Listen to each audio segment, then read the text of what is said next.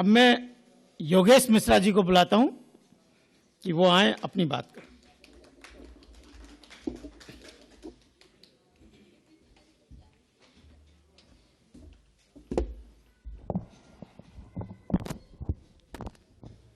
प्रिय साथियों,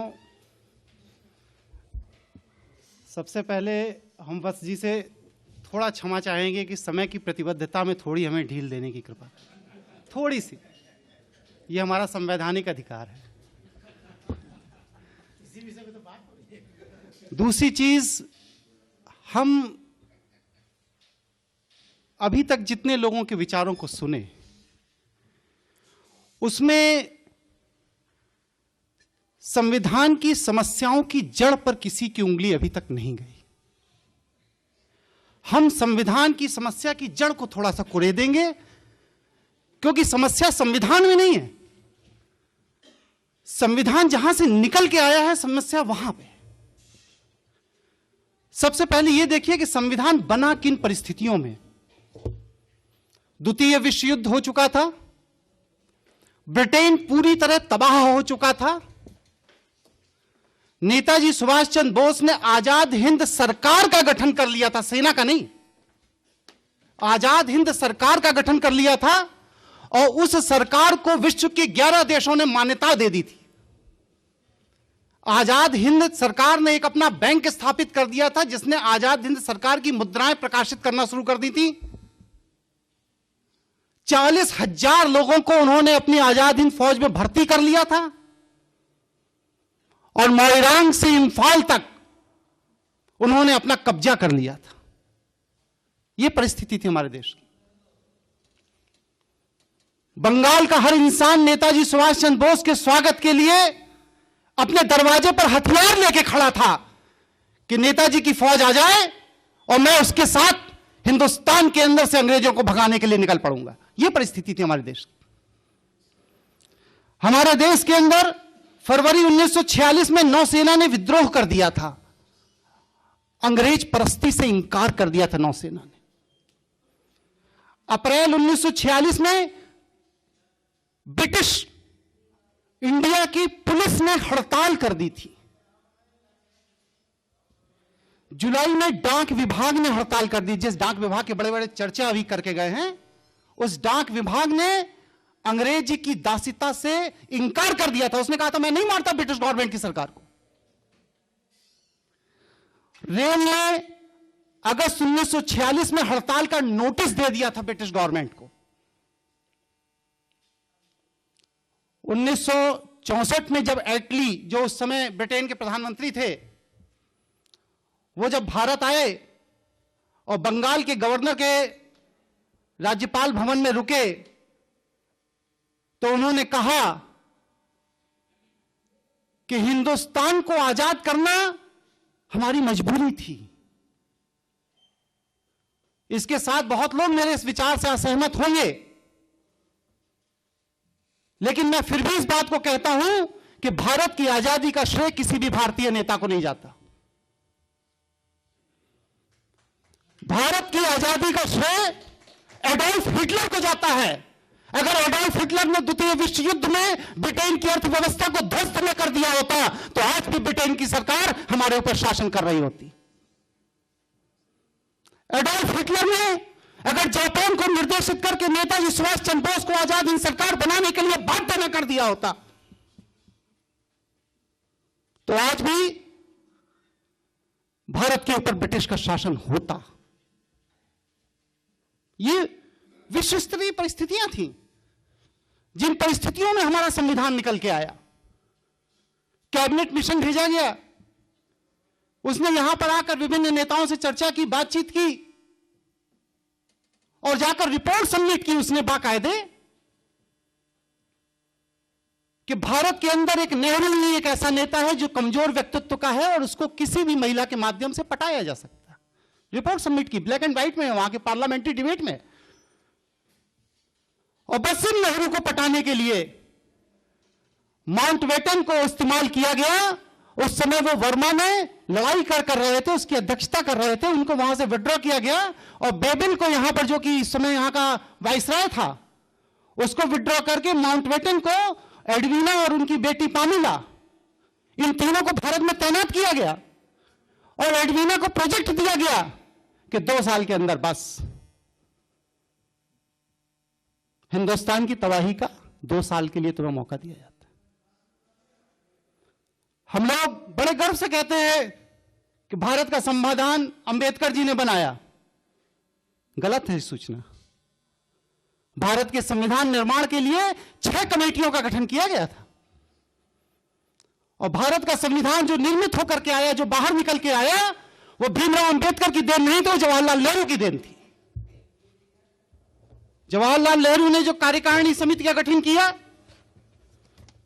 उस कार्यकारिणी समिति में उनके साथ में कौन कौन था?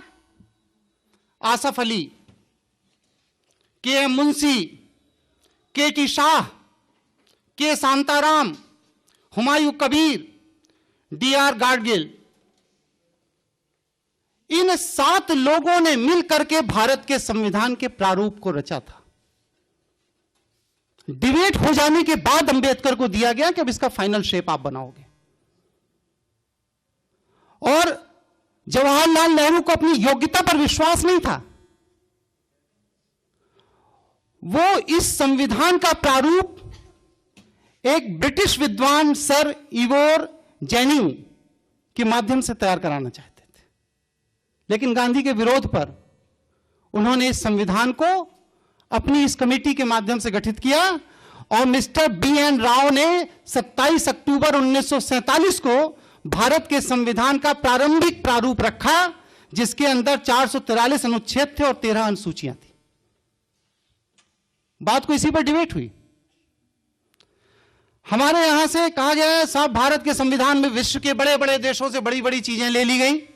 हमने सूचीबद्ध किया। संवैधानिक आपका पार्लियामेंट्री सिस्टम जो है वो ब्रिटेन से लिया गया, जिसके हम गुलाम थे।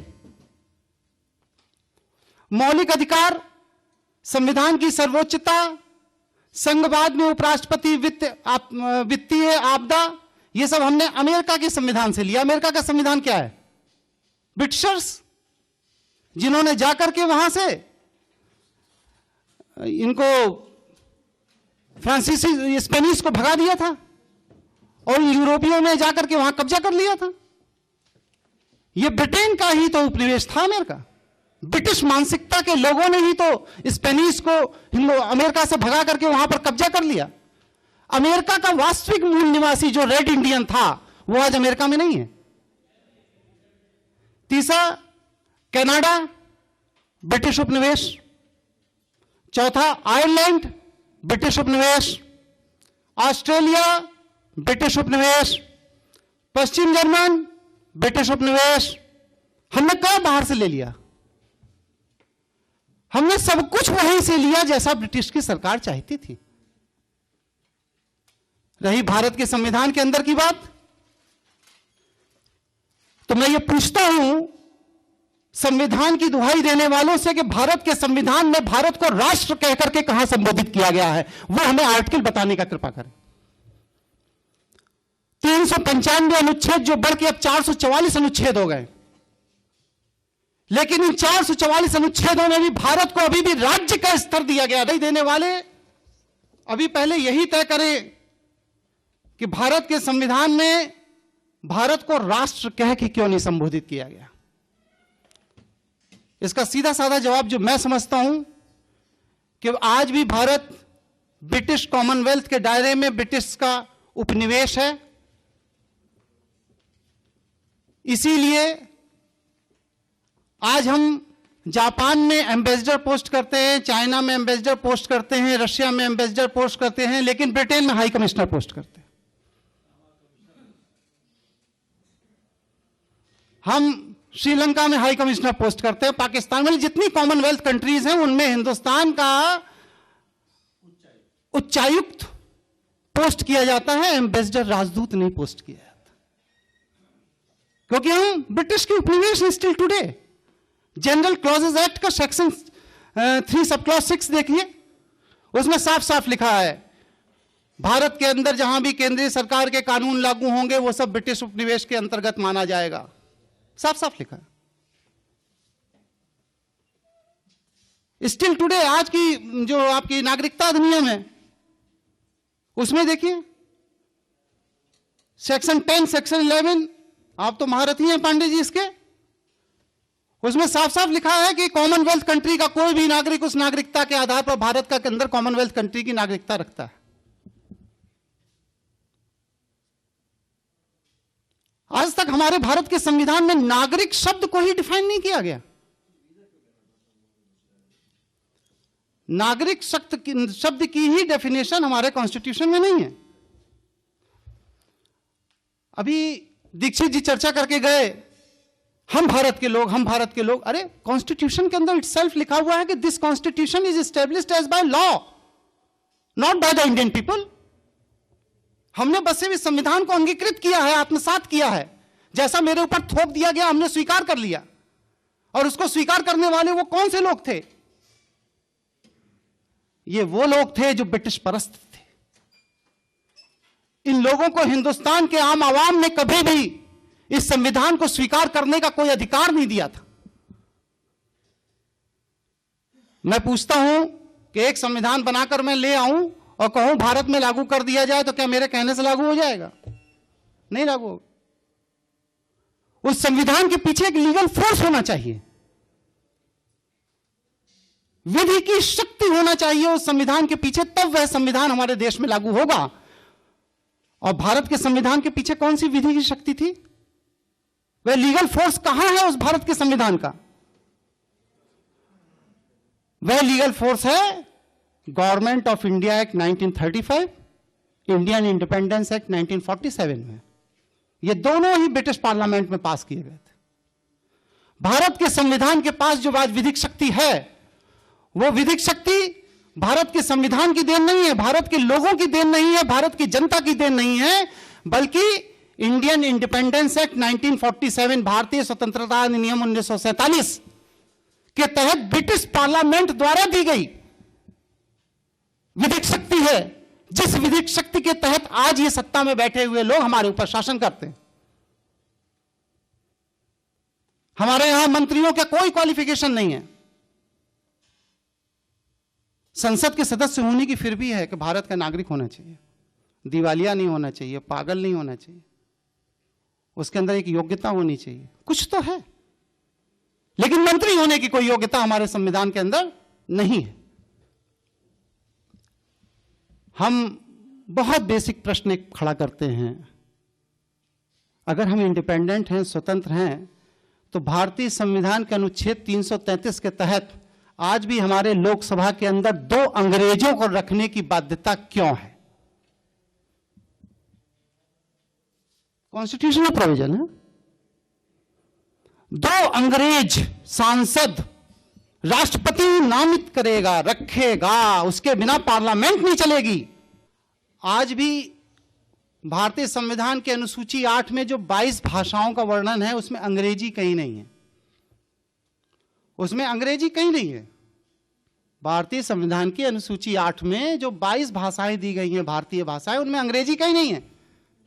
लेकिन फिर भी हमारी पार्लियामेंट, हमारी विधानसभाएं और हमारी हाईकोर्ट और सुप्रीम कोर्ट अपनी सारी प्रोसीडिंग का रिकॉर्ड इंग्लिश भाषा में रखने के लिए बाध्य है। उसकी मजबूरी है, क्योंकि वह ब्रिटेन की राष्ट्रीय भाषा, आप उसके उपनिवेश हो, आपको रखना पड़ेगा। बहुत से ऐसी चीजें हैं, करीब 160 क्वेश्चंस हैं मेरे इस संविधान को लेकर के। अब समय का अभाव है। वत्स जी की मुस्कुराहट, हाँ, वत्स जी की मुस्कुराहट देख के लग रहा है, हाँ, ये मैं सर्कुलेट कर दूंगा। लेकिन बस 1, 2, 3 पॉइंट या अपनी बात कह करके मैं मामले को खत्म करता हूं। मैं ये संविधान विशेषज्ञों के सामने ये जानना चाहता हूं कि हमारा देश संविधान से चलता है या संवैधानिक विधि से चलता है। ये चीज क्लियर होनी चाहिए, क्योंकि संविधान के अंदर बहुत सी ऐसी चीजें नहीं हैं जो हमारे देश की सरकार को चला रही है। जैसे मंत्री का त्याग पत्र। संविधान विदों से मैं ये जानना चाहता हूं कि भारतीय संविधान के किस अनुच्छेद में मंत्री को त्याग पत्र देने का अधिकार है? जैसे कि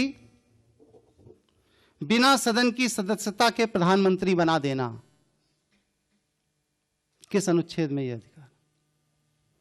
जैसे कि मंत्री का सदन के अंदर बैठकर मत देना।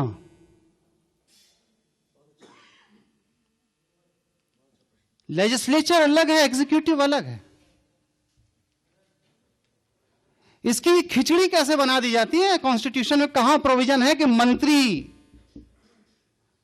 सदन के अंदर बैठ करके सांसदों के साथ मत देगा और बिल पास कर देगा? जैसे कि न्यायमूर्ति और न्यायाधिपतियों की नियुक्तियों में लॉ मिनिस्टर का हस्तक्षेप।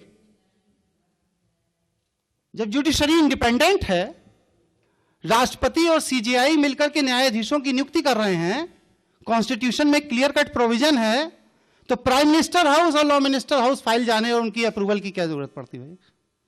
इसका मतलब है कि आप कार्यपालिका के अधीन न्यायपालिका को रखना चाहते हैं।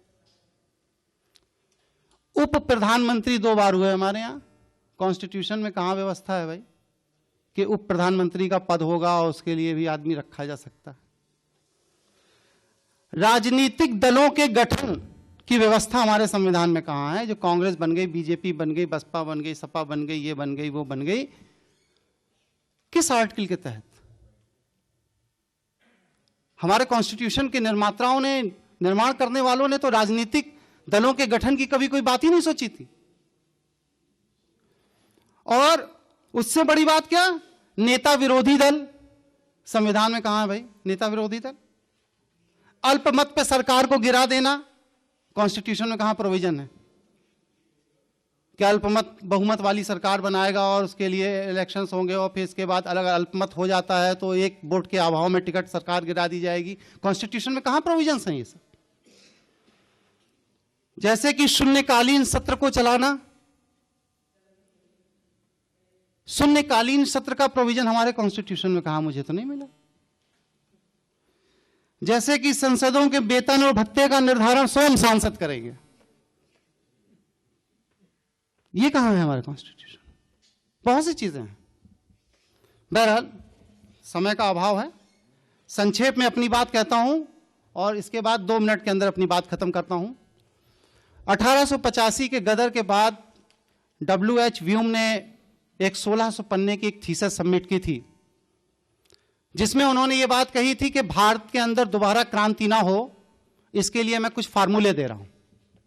पहला फार्मूला तो यह है कि सारे ब्रिटिश मानसिकता के लोगों को एक मंच पे लाके खड़ा कर लिया जाए और वह मंच राजनीतिक मंच हो, और उसी राजनीतिक मंच के तहत ब्रिटिश मानसिकता के लोगों को एक मंच पे लाने के लिए जिस पार्टी का गठन किया गया उसे भारतीय राष्ट्रीय कांग्रेस पार्टी कहा जाता है, जो आज कांग्रेस है।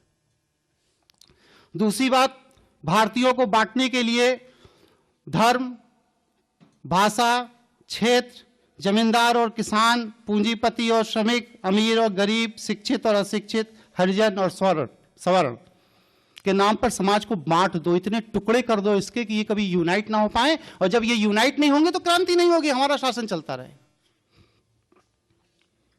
आज हमारी सरकार उसी पैटर्न पे चल रही है, उसी तरीके से चल रही है।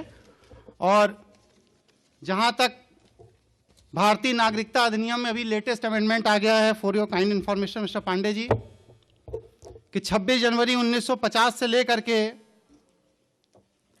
30 दिसंबर 1990 तक जो भी व्यक्ति विश्व में कहीं भी पैदा हुआ हो, अगर उसके मां या बाप भारतीय नागरिकता प्राप्त है तो वह आदमी ऑटोमेटिक भारत का नागरिक हो जाएगा।